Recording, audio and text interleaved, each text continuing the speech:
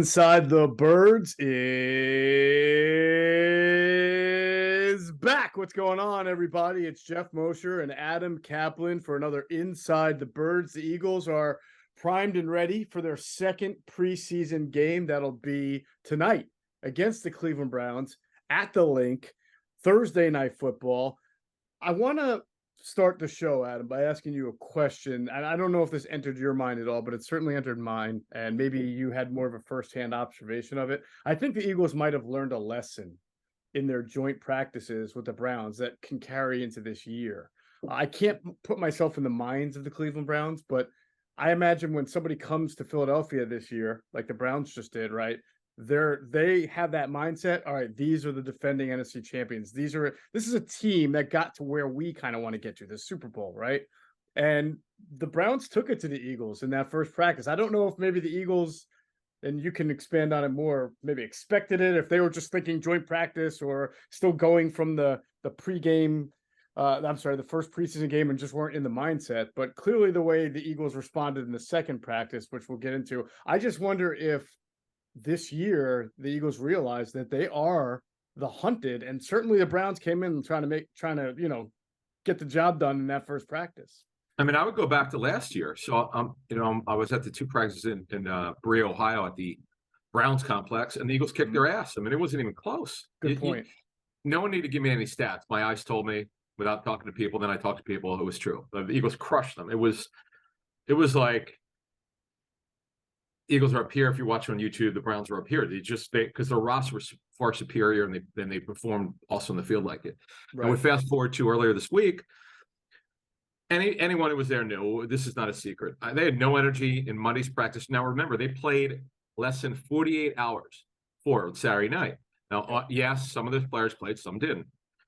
Starters obviously did not. But the fact of the matter is, they had no energy. It was. I mean, it's kind of weird to say. It was palpable. None of them, even the starters, they just didn't have it.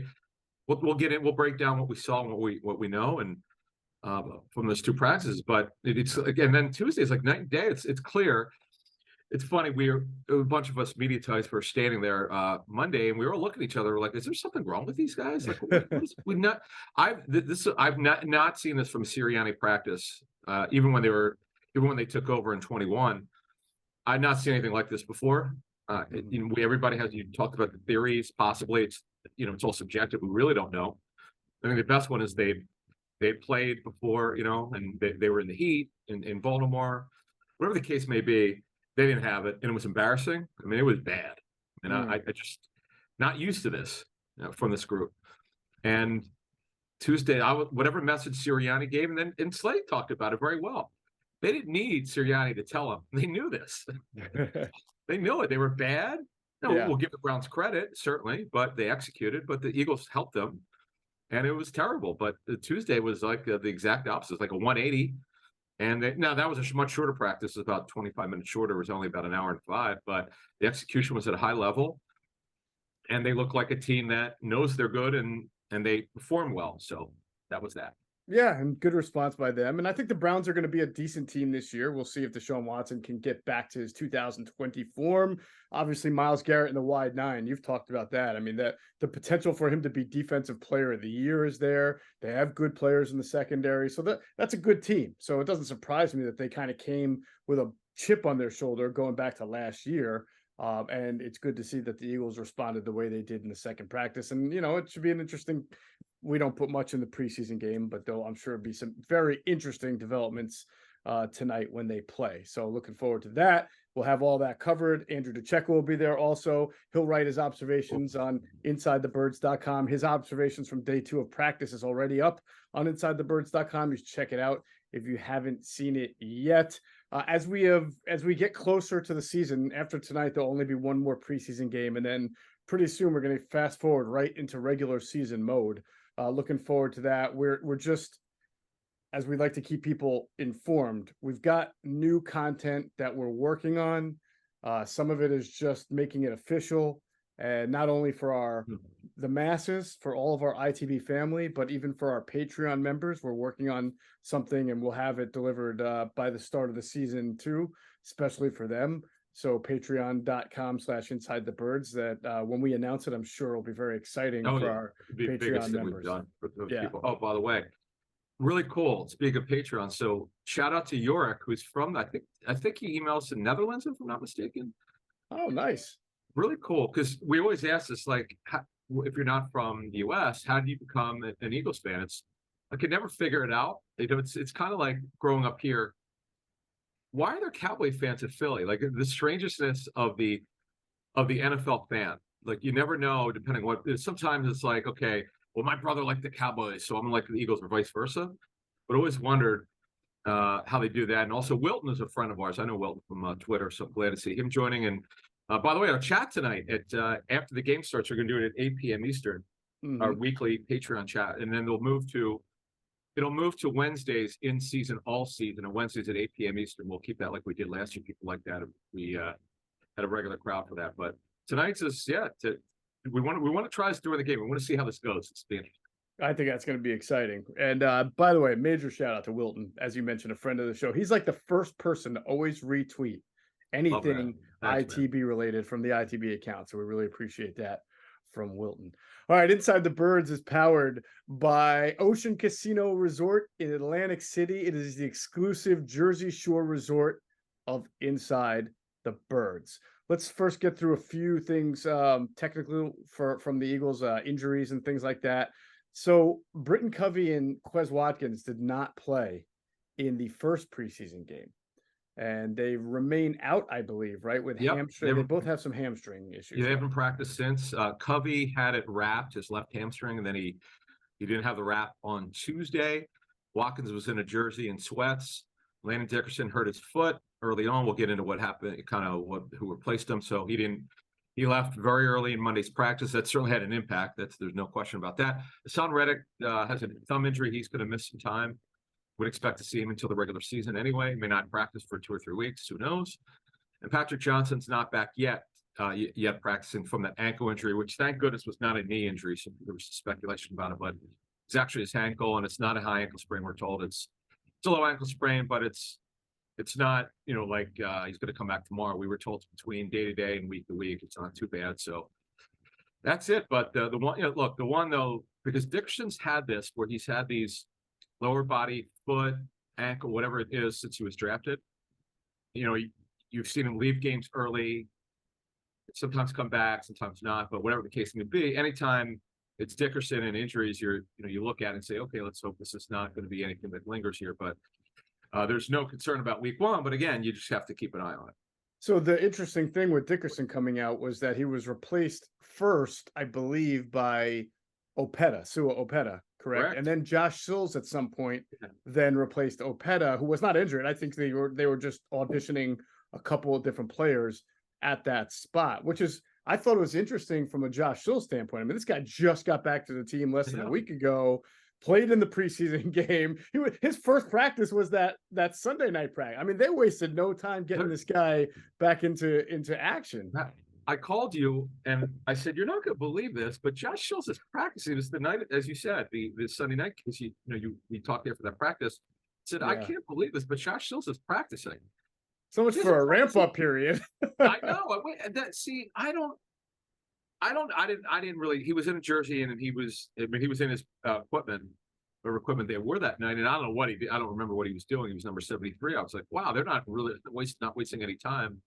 So nevertheless, yeah. So they had the same rotation on Monday and Tuesday when Dickerson left and did not come back. It was a pet up first, then Sills. So, which honestly, when you go through it, because Steen's not playing the left side, I don't know if they could have done Driscoll, but Driscoll, when Lane Johnson needed a breather, he played right tackle. And Fred Johnson got some reps as a second-team left tackle. That's pretty much it. They don't have the depth that they've had in the past there. They don't have a lot because of, say, Milo leaving, and obviously you move somebody up. Because Jurgens now is not the top backup right guard and center. He's a starter now.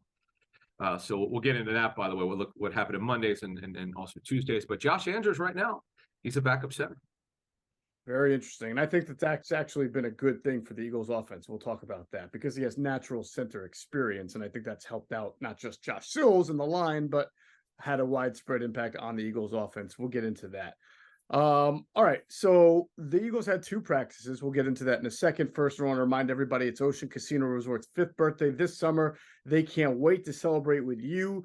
Join Ocean for exciting promotions and sweepstakes, headline entertainment, the best day life and nightlife lineup in AC, the debut of the birthday bar, exclusive local collabs and partnerships, commemorative 5th birthday merchandise, and so much more. Don't miss stunning fireworks and unique events all summer long. Ocean Rewards members will enjoy over 5 million in gifts and prizes. So be sure to sign up for an Ocean Rewards card to get in on the fun next time you visit. All right. So we mentioned that just overall, day one, the Eagles were, they just didn't have the same energy. Their body language was good, tired. It was a short turnaround. I think that Actually, you said body language. I put that in my notes. I didn't think it was good at all, to be honest with you. They looked yeah. tired. Yeah, there was just they were off. It was just a weird, and it's a good learning experience for Sirianni and his staff, and also the front office, in terms of maybe next year they wait 3 days to have the joint practice instead of Monday. Now, obviously, it's all how the NFL schedules their game that week. We get that, but Right. maybe you juggle the way you schedule, because to practice 2 days after, because the Browns had the advantage. They played, I think, Friday night. Right. So yeah, that's just, yeah, it's a learning experience with sports Well, science. I thought though, to that point, I thought he did try to adjust to that by really not playing a whole bunch of first teamers in Yeah, that preseason game. sure. Like you'll notice he played Penny and Swift for a little bit of the preseason game, but I think the first guys to get carries were Gainwell, right, and Boston Scott in the joint practices because they were fresher. They didn't play in the preseason game. I think, yeah, I think the being at the mercy of a short turnaround to a Thursday night game really hurt them. And having to have these joint practices in just 3 days in between probably is due to that. But again, I he think, did held those guys back. It's not like they shouldn't sure, have but they been did tired. warm up though. They They warmed did. up, yeah. Yeah, they did some warm up. So whatever the case would be, it didn't work for them. It's because when they do their evaluation of it, all they can do is gather information. Obviously, get feedback from the players and the trainers and all that. But yeah, it was just a rare time that we've done the show with Sirianni and staff, and the players that they just didn't have it. Can't only they know why. They could come up with their own answer. And I like what Slice said. Look, we didn't need Sirianni to tell them they didn't have it. They knew it. Mhm. They knew it. And the body language, I could just see they just were like, they were dragging. I guess it's the best way to sum it up. But hey, it's one practice, and they the energy that it's kind of like, and I don't know if Sirianni did it, maybe amongst the players did it amongst themselves or the position coaches, but the energy they showed the second practice, I was like, where the hell was that the first day? Well, they got their ass kicked, and they wanted to There remind you the go. Browns who the Probably. hell they Yeah. were. Yeah. That's what, yeah. So I'm sure that, listen, pride, you hit on it. The pride that you have as a football player, particularly a team that was, as you said, top in the Super Bowl, you can't just show up and think you're going to get this done against a team you did dominate in two practices last year. They right. they, they just, it was kind of laughable that in terms of, okay, the Browns roster is not as good as it was. I mean, it's good. It's better now than it was last year this time. Okay, Eagles are the best roster arguably in the National Football League. So if you just look at both rosters, yeah, the Eagles probably should dominate, but you got to go out and do it yourself, and they did. Now you fast forward to here, but I'll tell you, the reason why I'm bringing this up, I never felt anything like the Eagles weren't a really good football team after Monday's practice. I just felt like they just didn't bring it. It happens. They're human beings. Just had a bad practice. Absolutely. All right. So let's talk about the quarterback situation. Jalen Hurts.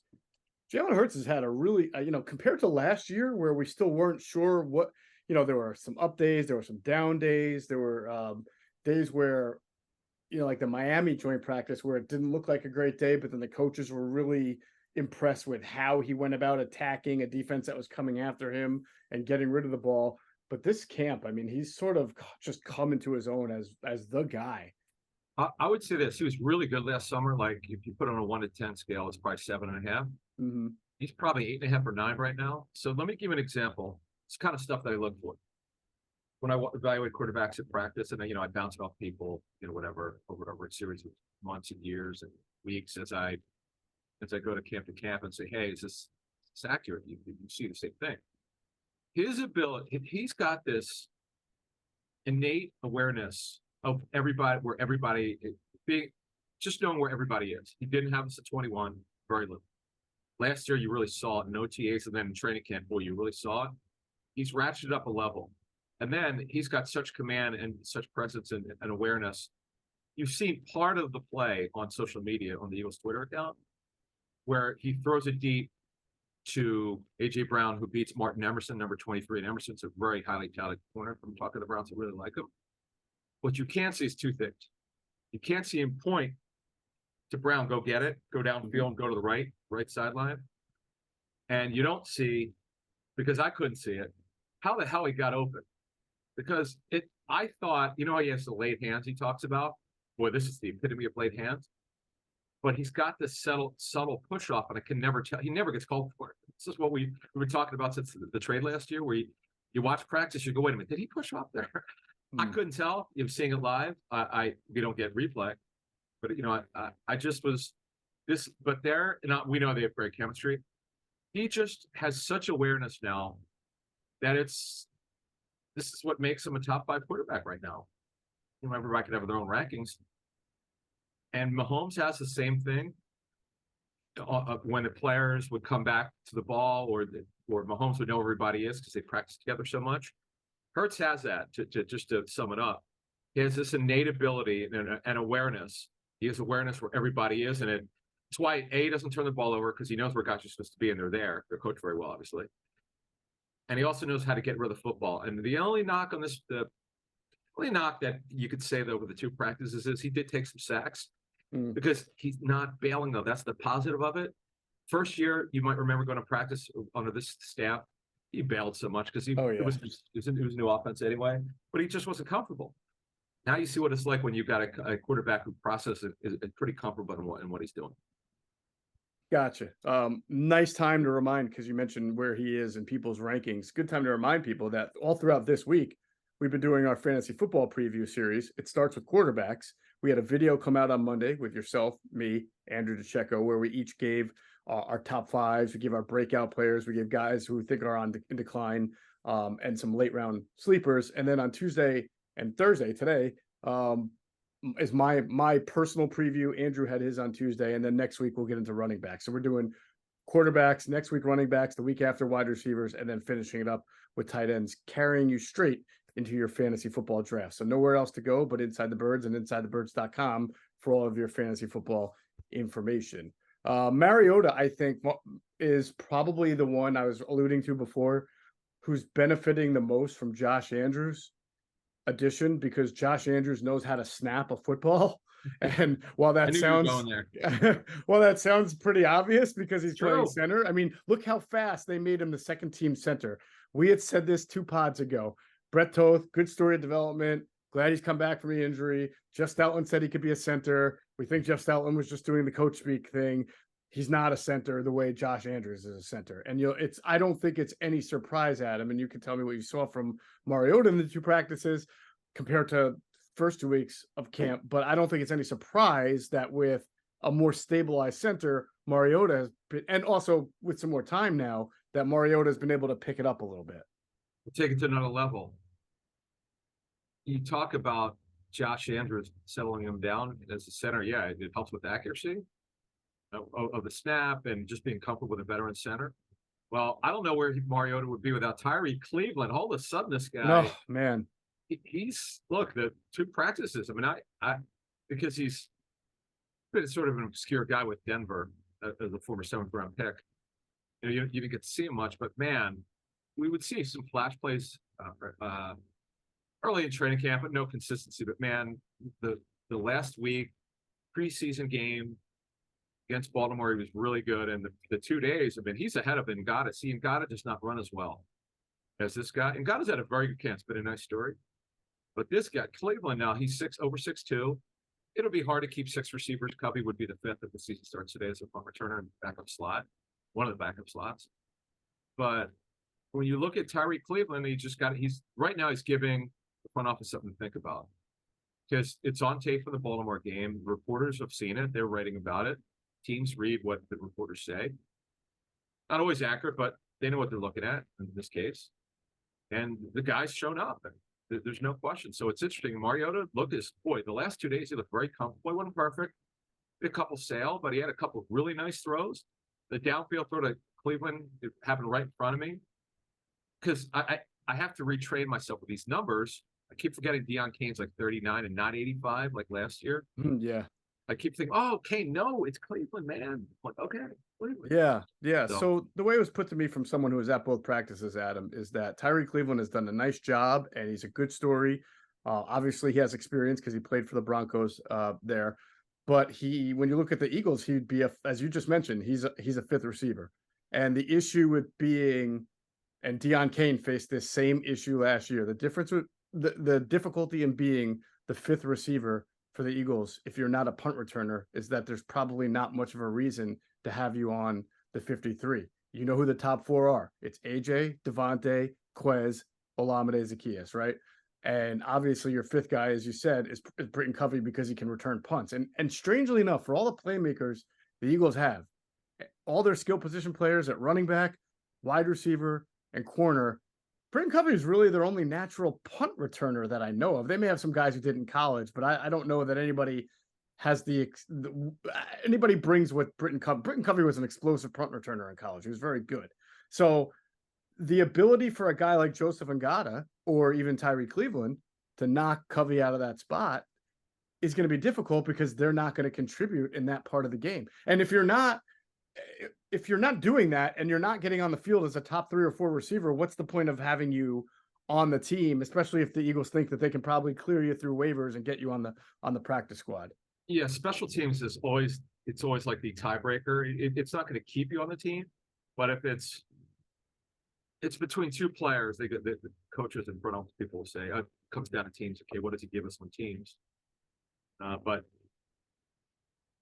Zaccheaus, he only had 5 punt returns in his career, and that was in college at UVA, and that was his first year. 5 for 34. He hit 35 kickoff returns, just under 20, so he's really not explosive in that area. Mm-hmm. But he has returned punts in training camp. You're right, because Covey's got that outstanding short area quickness. He's a really good punt returner, and he's way more aggressive than like Greg Ward. Greg Ward has got good hands, but he just fair catches a lot. So, right, he's like he's a default guy. If you're really, really struggling, if you need him from the practice squad to bring him up to your 53, if you want someone you know who will catch the football and not drop it, he would be that guy. But you want to get positive yardage, and you're right, Covey would be that guy. And I mean, of all the top 4, Zaccheaus would maybe be the guy you could try to knock off. But again, he's got inside, outside versatility, along with the fact that he's returned some punts. So that makes it even tougher for those outside guys, Ngata, who has no NFL experience, and Cleveland, who does not have inside-outside versatility in my knowledge, to be able to knock Zaccheaus off. So I really do think it's settled. I mean, these are good stories, and you and I both at different times of the offseason predicted that Joseph Ngata was going to be that guy that fans just flocked to, and maybe it's Cleveland now because of the preseason game and what he's done, but it's just too uphill to me. I mean, we'll see what happens, but I think they're pretty settled there. Well, tonight's I would tend to agree, but I'm leaving a Corey Clement or Reed Blankenship type of performance from Ngata, where the tape is so good that if you're the Eagles, you have to take another look at it. But as you said earlier, and that's probably the best point of all, these are fifth receivers. These guys will not play. But in fact, if they have to play, it's just not good. No, that's true. That's the thing. The fifth receiver doesn't really matter. It's if you keep him if he's an exceptional special teams player. That's that would be something, and we've not heard that. So yeah, I would tend to agree that. And by the way, speaking of receiver, Devin Allen, I saw one rep with the 2s, and I don't know what the reason was. He's more with 3s, but tonight's game would be the anniversary of his touchdown last year against those Browns. That's right. Yeah. The big post, 55-yard post. Do you remember who threw it? Do you remember who threw it? Trent Edwards? No. Trent Edwards. Wasn't EJ Perry either. No, he just got cut. I know. Why am I drawing? Who the hell was the 4th-string quarterback last year? I don't know. Reed Sinnett. There you go. Who was out. I saw his name on the transaction report last couple of weeks. Whether it was a workout or a signing, I don't remember. Would you take Reed Sinnett over Ian Book right now? See, Ian Book. Here's why you want Ian Book on your practice squad. Look team. Definitely. Greg Ward and Ian Book are perfect for your look team because Greg Ward's a former quarterback. He can still throw. You could run him. You could have him mimic the athletic quarterback. I mean, that's what the looks team's for in the practice squad. But no, I wouldn't. Seth's got an arm, but I just never saw it with him. All right, finishing off this whole quarterback receiver intel, I thought it was interesting. Darius Slay said that it's going to be pretty soon that people recognize Devontae Smith as the best route runner in the league and maybe best receiver in the league, which is pretty interesting because he's going up against AJ Brown all day long too, and AJ Brown's great. But we've talked about this. If I had to take one of those two, as great as Brown is and explosive, there's just something so technically sound about Devontae Smith's game. I just think he never drops a pass, right? I mean, he does everything right. He's going to be special, and I think he's going to have a bigger year this year. He is special. He is special. But I'm saying numerically, last year, okay, yeah, but 1,200 yards, that was good. I mean, he played well, but I think he can get even better than that. The one area where I'm so surprised. Being he's a slim reaper, meaning he's in the 160s. I don't know how it's just remarkable how he gets in and out. He's so smooth. That was in my notes from the practice this week. Because I like to watch a position, for every 10 minutes, I'll move around and go to a position. Just what you just talked about, the technical savvy that he has, footwork, the balance, the body movement. You sometimes take it for granted for him because he was great or very good at the very start of his career here with the Eagles. And he's special. I don't know what else to tell you, man. Boy, they talk about a pick they already got right. We've done this show 6 years, right? So 6 years. Mm-hmm. We talked about a first round pick we already knew after the first 2 weeks of training camp last year they got, or whenever it was 21, very early in the training camp in his first year, they probably got it right. Yeah. I mean, geez. Yeah, no, that's a good point. It's hard, especially because the Eagles are so line heavy in the first round, and it's hard to tell if a D tackle or a D end or an offensive guard is going to be great right away. Jalen Carter. We'll get to him. Well, we will get to Jalen Carter. I'm just telling you, it's the first time I really wanted to watch him. When I called him in Dominican Sue a couple months ago, I think I need to change that one. I got another. Oh, another name. Yeah, I don't. People say it was pretty good, but I might have another one. Yeah. Good, okay. Keep going. All right. I might try to guess it between now and then. You won't get it. I won't. Okay, never mind then. All right. Let's talk real quick. We'll get into the offense. Yeah, let's get into offensive line and tight ends. Running backs. Yeah, real quick. I'm sorry. That's right. Running backs. Yeah. Yep. So Gainwell now obviously Swift had played Saturday. Right. So they didn't use him a lot. But what we said before training camp started, this is going to be situational backfield. I'd say it's pretty in tune with what we've seen in training camp. Gainwell will certainly be involved on third down, short yardage. And I got to tell you, when we talked about in the last show, the numbers we got from fantasypoints.com is their most effective short yardage back in the National Football League the last 2 years. Mm-hmm. There was a goal line run. I just happened to have my hands on. It was really hot, so I had my hands on my knees. I was crouching down like this, watching on YouTube. Gainwell got so low you couldn't see him. He almost he burrowed in and got a goal line carry for a touchdown. And yes, you're not. They don't tackle here in these joint practices, but they don't tackle to the ground. But they'll be physical to try to push the guy or hit him a little bit with the shoulder or something. He got so low they missed him. It was incredible. The guy I see now. We kind of known this when going to practice anyway, but I see why the coaches trust him in short yardage. Sure, at Memphis, they didn't do this with him, but they found something. They tried it. See, this is the way I look at it. They tried it whenever, maybe his rookie season, particularly last year. He was so good at it. Give these coaches credit. They stuck with it. Kind of like discovering something you didn't know about. Because he's not 220, he's around 200, but his ability to sink his hips and get so low is remarkable to me, and I clearly see it. So he was their main back. They sprinkled Penny in. Penny had a really nice second-level run in 11 on 11. Boston Scott looked good. Also, Swift continued to be used as a receiver, whether it's inside or he'd line up way outside. It would floor me if they didn't use him a lot in the pass game. I'm going to give him 3.5 catches a game for fantasy purposes. That would be my number, about 3.5. Yeah, could he have some games he has 6? Yes. But because the staff has not really called pass plays at the backs much. I think it was what Gainwell over 30. He led the backs his first year and second year, and just over 20 last season, which was not good. Not his fault. It's just they call him. But I'm going to buy that Brian Johnson will call Swift a lot. It's going to be really interesting. It feels like we're headed toward like a Kenny Gainwell as like your first and second down back, with DeAndre Swift as your third down / pass catching back, and Rashad Penny as your second half. We've got a lead. Let's bruise it out. So less Swift, more Penny in the second half. If we're up by 3 touchdowns or 2.5 touchdowns, you know what I'm saying. But I don't know where Boston Scott fits in. I really don't. I don't understand the point of keeping him just to keep him. You know. Well, special teams coverage. Is that enough? I mean, no. It's obviously it's minor, but I'm just saying, well, what's his value? Insurance policy. Jack of all trades. You're right though. I love this one. You said it was like spin the wheel about what his role would be.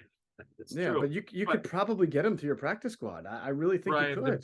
They're guaranteed $2 million. But let me get back to Gainwell on Penny. Though the only thing I would amend of what you said, Gainwell and Penny will be the first or second up backs.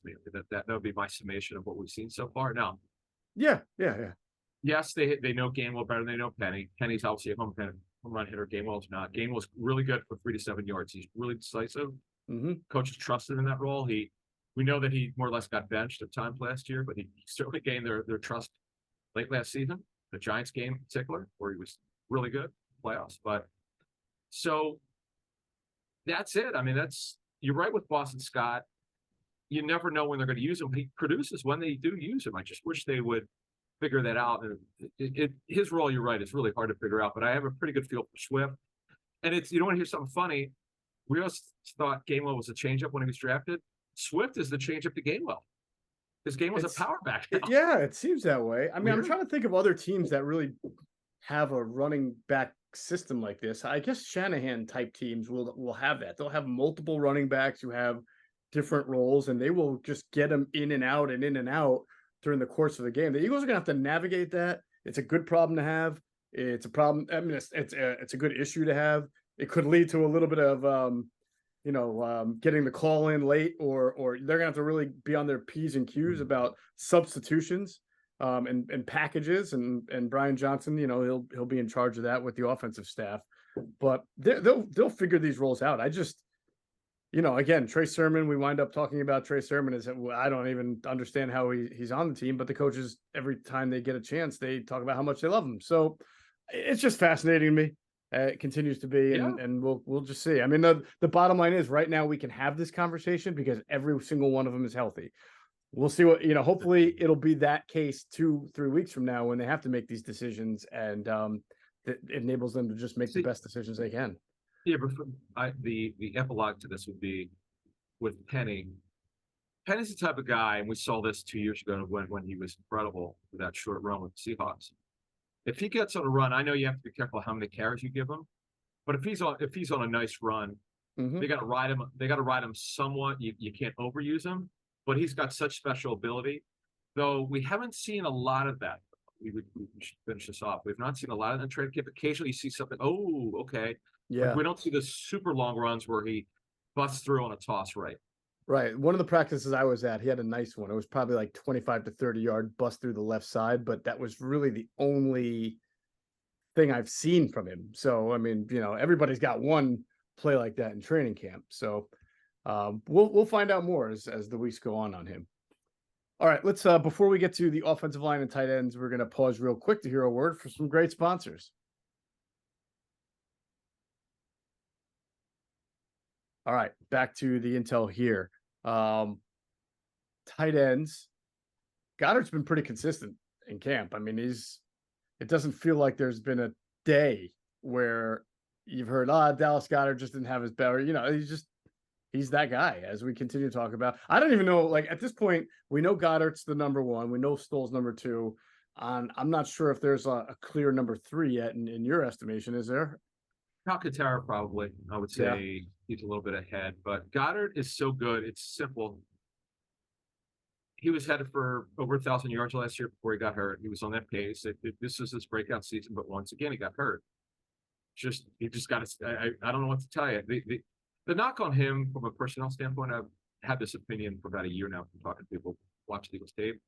You know, he's lanky. He's tall. He's very athletic, as we know, but he's not super bulky. Mm-hmm. But it's subjective response. But this is the kind of stuff that I've gotten. There's not much I could say, people, because why does he keep getting hurt? Maybe that's it. He's just not super bulky like Gronk was. But, and obviously Gronk had his issues with his back going back to college and injuries. But Goddard is just an absolute stud of a talent, super athlete, could really block, by the way. The cool thing is both of their top two tight ends can really block. It's rare in today's NFL. It's usually one or the other, not both, and that's a good thing to have. No, 100%. It allows you to do so much offensively without giving away tells. I mean, you know, you can line up Goddard in line because he's such a good blocker, but then release him and, you know, do something different, keep Stoll in. So it allows them to be able to go from 11 to 12 personnel without giving a whole lot away about what they want to do. They can still throw to their tight ends. They can still have those guys in the block for the running game. So that is an advantage. You're right. And it's very rare to find a team that has two guys that can do that and give you some pass catching ability as well. Calcaterra, drafted, has that explode. You know, Clay Harbor said in the podcast last week that, and you know, he's buddies with Dan Arnold because they were teammates down in Jacksonville. Yep. But he said when he watched it practice, he felt Calcaterra really stood out just from an explosion standpoint, the way he ran his routes, how he can get open, as a real, you know, flex tight end. So I would understand that. And we haven't really heard much or seen much from Tyree Jackson this camp either. In fact, I think Dan Arnold got a few first team or second team reps the other day in one of the joint practices. I would add to that, they're doing this on both sides of the football. And I don't remember that this broad, but a lot of players are getting work with the ones, not a ton of reps, may get a 2 or 3 per practice. Most positions, not all of them, but most have gotten reps with the ones like maybe it's the opening snap of a period of 7-on-7s. It's just kind of interesting that they're doing that. I don't see this a lot. I'm by the way, I'm coming to you from Lions camp with the Jaguars. Yeah. It's the second day of their practices. I apologize if it's a little dark here, but yeah, with the light, I didn't want to make it too light, and sometimes it happens in these hotel rooms. But it's funny. You know, you look at what happens in camp to camp. This is I've seen this before, but it's rare.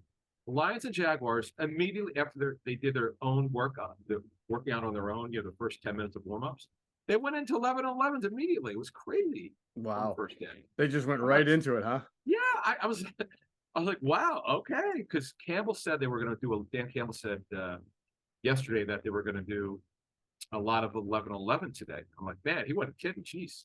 Yeah, well, that doesn't surprise me. I mean, you got Campbell from the Bill Parcells tree, right? You got Dougie from the Andy tree, and those are two coaches who like to practice for a long, long times and hit. So that makes sense. 2 hours. It was right on the nose. I mean, it like the Eagles. So the first practice was 90 minutes. The second one was like an hour and 5 for joint practice. Now, the Heat, we should mention before we get to defense, the Heat, we got a huge break. It was in the low 90s, and then we got major cloud cover without rain, and it cooled down like 15 degrees. It was that's good. Awesome. And then Tuesday, we had light cloud cover, and we got no break. It was in the low 90s. It was really hard. If for those of us who were there, I had like 4 or 5 bottles of water. I mean, I was like, wow, what the hell? And that day I was with Tuesday, I was with the Ravens and Commandos in the morning in Owings Mills, Maryland. That one was, and that was the one. Harbaugh runs the toughest camp in terms of hours. He goes he never goes less than 2.5 hours unless something happens where he feels like they've done work. He was like that as a special teams coordinator, man. He had those guys out at Lehigh on this, you know, for the second of 2 practices, special teams days. He had them out there for like 2.5 hours just on special teams. Really? Yes. Really? Yes. Jeez. Yeah. That would okay. Now I just learned something. I didn't know that. Wow. Yeah. Yeah. Ask Quentin Michael about that. I will. But because folks, it used to be at Lehigh, and it was pretty, not all campuses, but pretty universal. It was regular practice in the morning, special teams in the afternoon. But I didn't 2.5 hours. What the hell? I mean, maybe not every single time, but earlier in camp, there were times. And I remember the guy is saying, like, I can't believe how long we're out here just doing Right. special teams. Wow. And John, look, you can't blame him then. And right before he left he wanted to be head coach, became a DB's coach.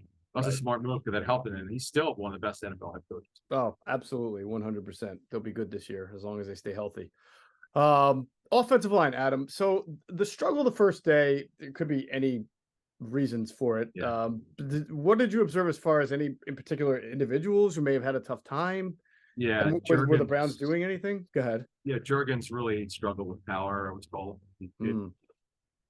You could see him being moved on. And what they did was Darius Smith, who came over from the Vikings, they line him up a nickel inside, and I think he was over Jurgens, and whatever they did, it worked. They're running their whatever they do in nickel, and whatever. Again, there's just no way because the next day he was much better. We can't really explain why Mailata wasn't good on day one. Jurgens and Kelsey he tweaked something, and he was fine. He came back the next day. Right. Thankfully, because when I saw him go down, I'm like, uh-oh. And someone ran into him, but he was fine. Right. So look, the second day he was much better, giving him less pressures. I know some people felt that Hurts could have got rid of the ball. Sure, there's sometimes he took sacks. It's a tough thing about practice because unless it's so obvious, they don't blow the whistle. They just let the play go. You go, okay, that's a sack, but they're letting the play go because the D lineman, he's not allowed to touch him. He could have just sacked him, but he pulls off. And then Hurts would roll to the right and make a play. You go, oh, nice play, but that was really a sack. But what I liked is Hurts maintains his downfield focus, and the protection was much better. As I mentioned, Fred Johnson got some work with the twos. That was interesting. We mentioned Opeta and Sills.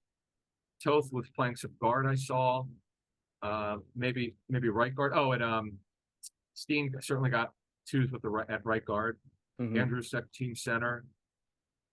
Don't know. I mean, that's it. That's pretty much no. But I think it's pretty interesting that Fred Johnson is the second team left tackle because they need a backup left tackle. And if it's not, who would it be? I mean, obviously Kelly, you don't have Andre Dillard. Yeah, Dennis Kelly got some reps before backup left. So they're just trying guys there. This is a camp where man, they are trying. Like last year. I mean, there were technically some battles, but not many. And because, that's right. They didn't make the Gardner-Johnson trade till after this. The safety, Blankenship, he got moved to the twos rather quickly. He started off threes, then the twos. Might have been the four safety, but whatever the case may be, we knew he was making the team. But this year, there's so many battles. There's so much uncertainty about, if this happens, who's the guy, who's the backup left? May wind up being Dennis Kelly. We don't know. I mean, we'll learn over the next 3 weeks what that's going to be. May wind up being somebody who's not here right now. Or that too. Yeah, and there are some guys out there, but it's not a great list because you're down to nitty gritty right now, man. When you're other than like there are a couple positions at free agency that are still decent. D tackle, the Eagles don't need one. We know that. DN has a couple guys left. It's not great. Inside linebacker. Still have some guys, but he will sign the best guys who are out there. I think Cunningham and Jack will take the defense in a couple minutes, but that's your overview of the 2 days, and we'll see what happens tonight. I'm interested to see this running back thing and the rotation. We're starting to get a feel for it. And you mentioned Sermon earlier. Hey, look, I'm with the team here. Detroit's their depth at running back is terrible. The Eagles should call the Lions. They need hey, you want this guy DeAndre Swift? He's pretty good. Oh wait, you just I know. Well, Sermon looks like right now you'd have to say he's the fifth guy. Right. Can't keep 5 backs. Right. No. They have to make moves somewhere. It's gonna be really interesting. All right, let's go move on to defense. So I'll let you start, but obviously the Eagles, they make their living up front, and maybe after what we're seeing develop, even without Hassan Reddick there, with some of these young guys, is pretty good. I mean, I think it's very, very optimistic. Starting with Jalen Carter, which obviously top defensive prospect in the draft, falls to the Eagles. They get him. It feels like a rich get richer scenario. And we reported way back in, I want to say May or June at the start of phase 2 or whatever it is, that he had come in with good focus, good coachability, We said that there were no issues and that he was ready to just kind of acclimate well and that everything was going smoothly. And it just keeps the feedback just keeps getting better and better at him. And now I'm sort of in my mind, I'm like, who does Adam want to compare him to now? Well, okay, so this guy's actually the guy that I wrote down because I rarely bring a notepad or paper. I just usually make marks on my roster sheet. Hmm. So, and I only saw this. I was only at their camp once since he's been drafted. This guy's a really good football player, just on a major deal, but he's Simmons? unbelievably strong and athletic.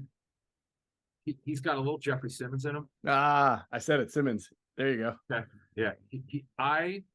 Simmons' strength, you have to see that, and he's probably a little bigger than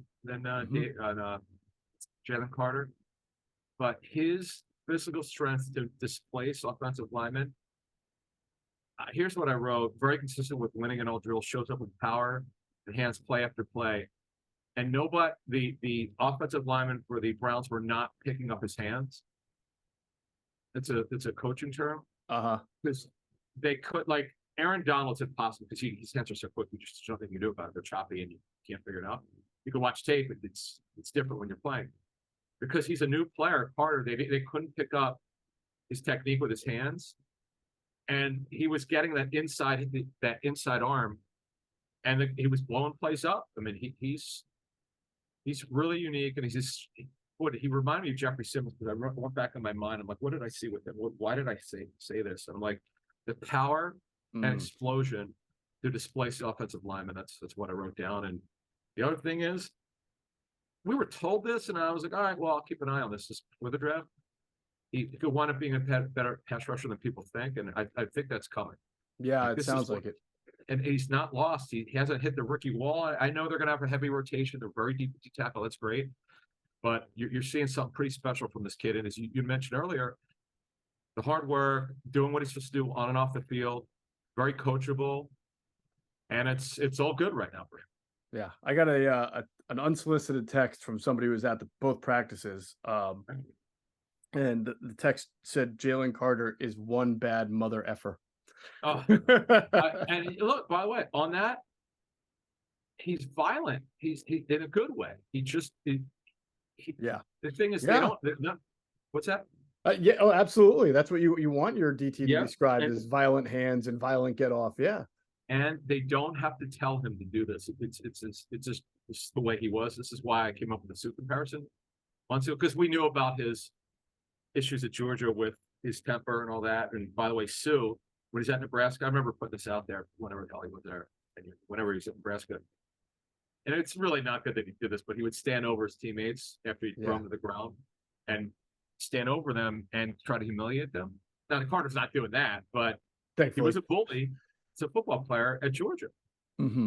He had some scuffs, some run-ins with some of his teammates, and it's not happening here. He's a good teammate, but it's just he's very strong and he's strong-willed, and this is fascinating. That's another thing I can't wait for to see the season. Is what's the rotation going to look like? Because they're so deep. Just about to ask you that. Give me the first 3rd down and 5 for the Eagles defense this season. Who's coming out? What's their 4-man rush look Cox like? will be in there if it's 3rd and 2. He doesn't need to be.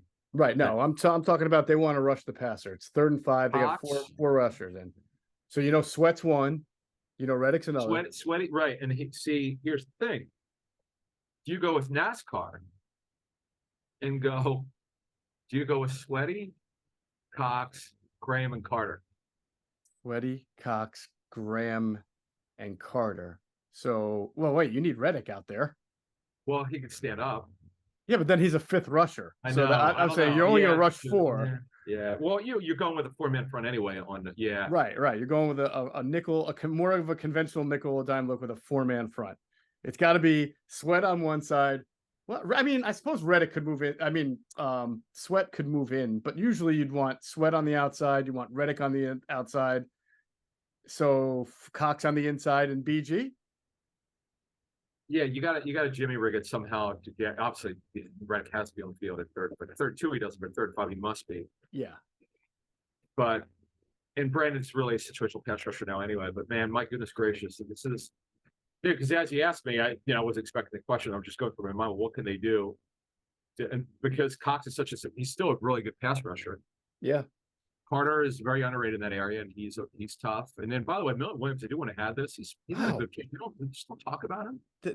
That's why I asked the question. Actually, I forgot to bring that up. Is that you Okay. have Milton Williams, who's really more of a nickel player, anyways, a sub package interior rusher. So you'd want him in there, and if Jalen Carter's rushing the passer, well, you'd want him in there too. So you've now got 4 potential interior guys for 2 spots. It makes you wonder if the Eagles will, and we didn't even mention Jordan Davis. I don't think he's not ready yet to be a pass rusher, but someday he might be. And if it's this season, that just throws another guy in. I listen, the Eagles they may think it's best for the team to make some kind of move at the end of camp. I don't know what that move is. Obviously there are certain players, are just not going anywhere, but, they got a bunch of players here. We didn't even get into Marlon Tuipulotu. We didn't get into Ojomo, who has good upfield rush too. So they have a glut here, and it's a good thing. And it does make me curious. Every year the Eagles make a move you just don't expect, right? And I just wonder if something in that D line, that pass rush area is going to happen. I agree. It's a good problem to have. Katawi Street, we haven't talked about him. Right. How much can you play? How much can you play Fletcher Cox at this age, right? If you're getting good pass rush out of Milton Williams, out of Jalen Carter, and even trying to get BG on the field for his role. Like it's tough. It's really tough because you don't want to take Sweat and Reddick off the field. Those guys got to be in your 4-man rush 60-70% of the time. You can give them a breather here and there, and that's where you'll get a BG and a Nolan Smith in. But on the inside, it's tough, man. Well, okay. So speaking of that, let's extrapolate this. So you look at Fletcher Cox's snaps last year, right? Yeah. He pretty much was never under. He had I know why, because against Tennessee, they absolutely clubbed him. So he only had to play 49% of the snaps. Yeah. The Giants, they had back-to-back blowouts, so he only played 45%. Right. But he's generally going to play in the probably high 60 to low 70% snaps. On your question, your point, why with this incredible depth that they have, even without Hargrave, why do you need to play him 70% of the snaps? Why can't you get him in high 50s, low 60s? Give him, you just need to be And by the way, Carter could line up 3 technique, or you can play. You can shade him, right? As a nose. There's certain things you could do with them. This is year 3 for Milton Williams. The Eagles have to find out if he's got to play more because A, he's productive, and B, are you going to give a guy a second contract? I mean, you can go for a 4th year with him because he's not going to reset the market or anything like that. Yeah, but it's tough to get. See, it's really hard to give him an extension because you could hand him $3 million a year, but he's a backup. Right. I mean, it sort of feels like if Moro Jomo shows you that good interior rush that he had at Texas, which made a lot of personnel people we spoke to surprised that he lasted all the way to the 7th round. Maybe then you're not feeling like you need to be wedded to Milton Williams past 4 years because Moro can take that spot in a year or 2. I don't know. It's a lot of unanswered questions, but that the Eagles think about these things. I've learned that ever since Howie Roseman traded Eric Rowe and said, well, we didn't envision him getting a second contract after 1 year. That was because Schwartz didn't want him. I know, but Howie makes up some crazy reasons to justify. That was funny. Things. I remember. Wasn't this at the combine? He was asked that question. No, it was right after they traded. Yeah, maybe it was at the combine. Okay, yeah, but I just remember. I don't know who I turned to. I don't know where I was when he said it. I don't know why I thought it was a comment, but anyway. Where I talked to said that's just ridiculous. One of the worst excuses you've ever heard. It's funny. Like, that's what you came up with? Come on. It's like.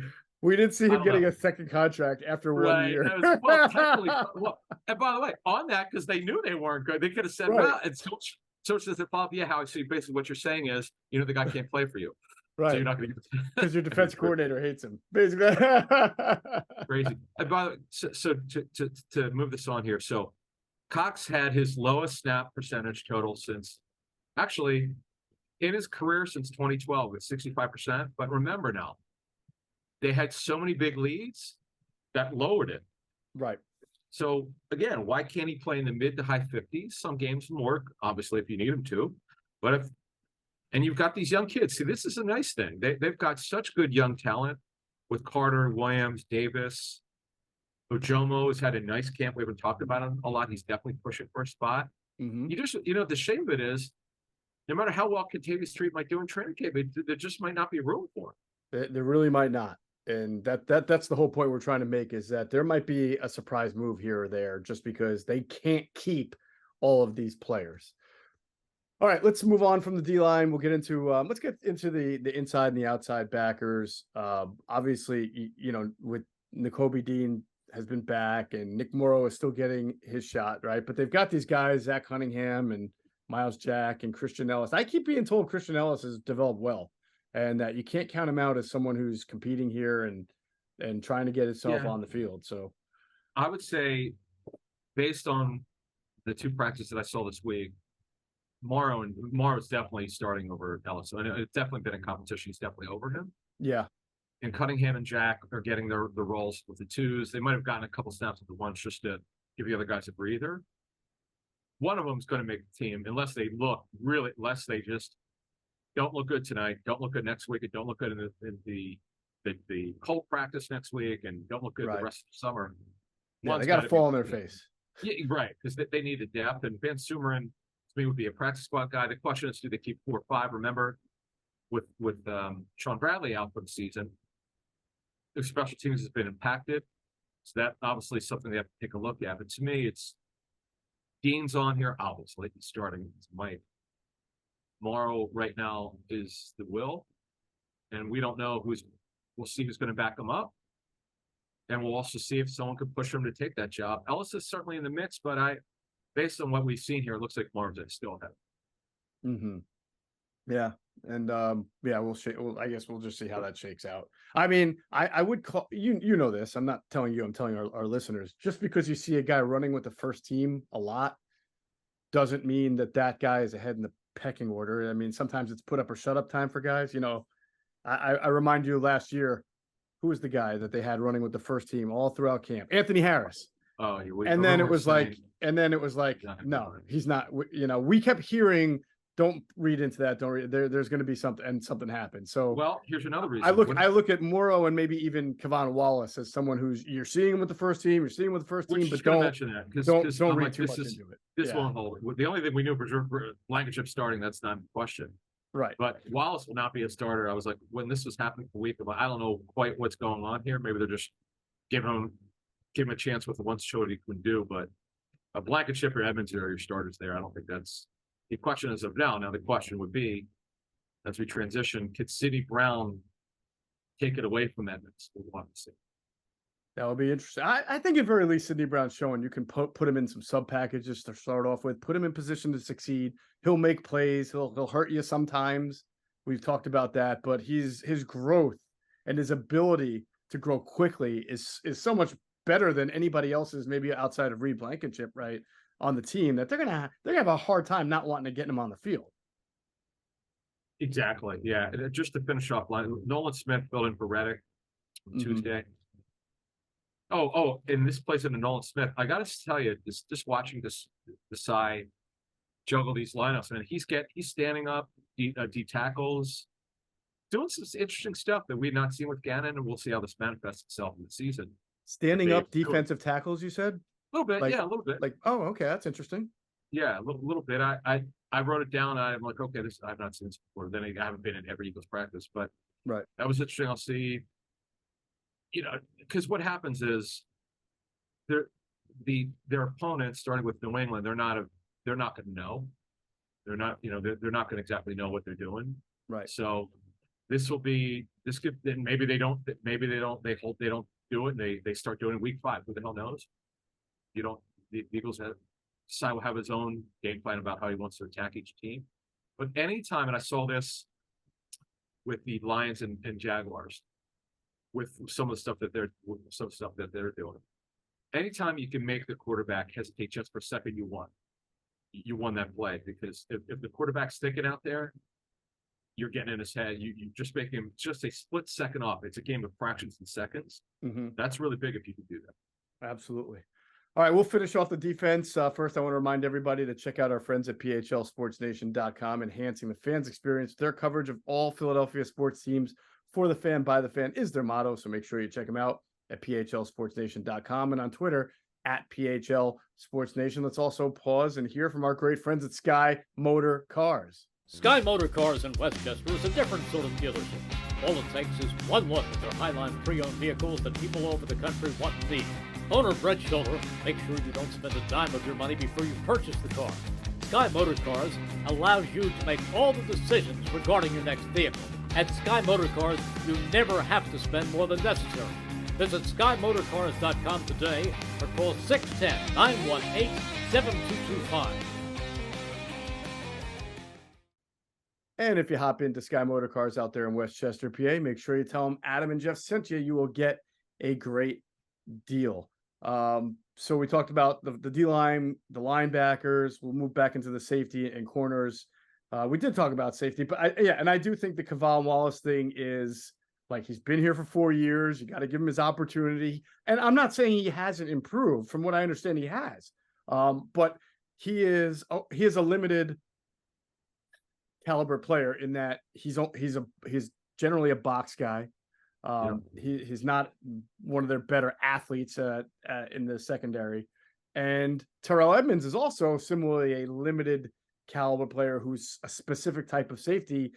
And if you have two guys, Terrell Edmunds is better. He's started for 5 years on a good Pittsburgh defense. So I just don't know why you would have Terrell Edmunds and Kevon Wallace when you only need one of them, to my point. So, right. I mean, yes, you could have Kevon Wallace be on special teams, but that's different than talking about why he's running. You wouldn't keep him just, right. You just wouldn't.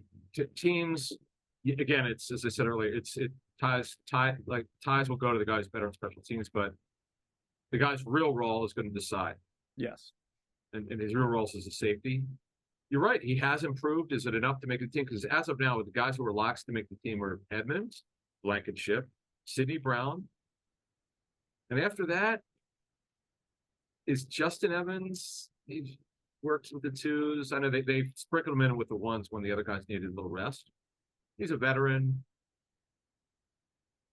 I don't know that he makes it. Again, there are only three that are locks. Wallace probably will be the fourth, but there's the waiver wire, claiming guys off waivers they like. There's veterans on the street. Veterans are going to get cut at the 53. Mm-hmm. We'll see. Plus, they have, Adam, and this is going to parlay into the point I've been making a little bit on this pod. They have a couple of corners with safety versatility. And I'll say this. I mentioned maybe a week ago, we talked about this, that I feel like the best situation for the Eagles in pass defense is probably not to have more than one linebacker on the field, stack line. You want Nakobe Dean on the field.